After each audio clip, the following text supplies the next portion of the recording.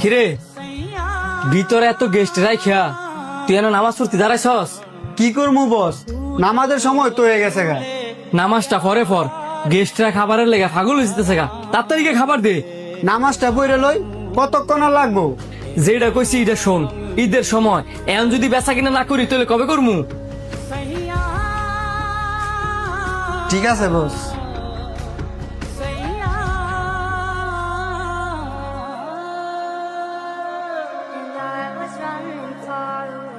Sir, আপনারা 10টা minute বসেন, আমি নামাজটা পড়ে আসি।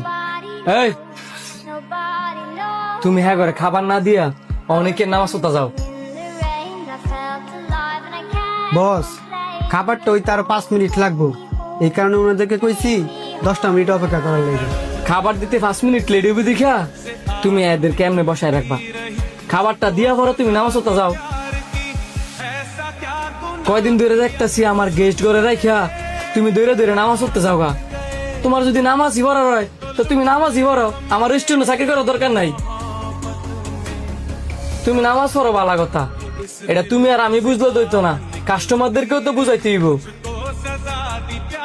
তোমার সময়ের মূল্য না থাকতে পারে, আমার রেস্টুরেন্টের গেস্ট ঘর সময়ের মূল্য ঠিকই আছে।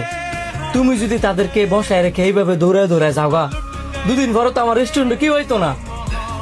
বস, আপনি যদি আমার নামাজের সময় না দেন, আমি আর এই রেস্টুরেন্ট চাকরি করতাম না। সুন্দর কথা কইছ, আমি তোমার নিজেই না করতাম, আর তুমি যেহেতু নিজে থেকে কইছ এমনি আমার রেস্টুরেন্ট থেকে বেরিয়ে যাও। যাও। কিরে বন্ধু, তুই আমার কোন রেস্টুরেন্টে লই এলি? যাই কিনা নামাজ পড়তে বাধা দেয়? আরে এইলে নিজেও তো নামাজি, এই যে ওয়েটার গুলারে দেখতাছস না, এইলে এই নামাজি বানাইছে। এখন যাবার কে লেগে নিজেই নামাজ পড়তে বাধা দিতেছে, এটা তো বুঝতাম পারতাছি না। মানুষের জন টেয়া বসে না থাকে তখন সারাদিন আল্লাহরে ডাকে, আর মানুষের জন টেয়া বসে হয়ে জায়গা তখন আল্লাহ কেডা ভুলে জায়গা।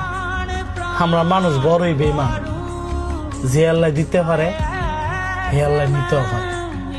যেদিন দেখবি আবার অভাবে পড়বো সেদিন ঠিকই আল্লাহরে ডাকবো।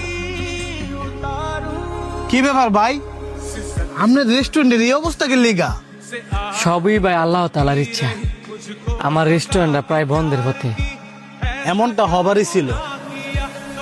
আপনার কথাটা আমি বুঝি নাই। বুঝেন নাই? আপনি যে আপনার স্টাফ করে নামাজ পড়তে বাধা দিতেন, আপনি জানেন তারা নামাজে গিয়া যায় নামাজে বসে 2 হাত তুলা আল্লাহর কাছে কি বলে? আল্লাহ গো, আমাদের রেস্টুরেন্টে সব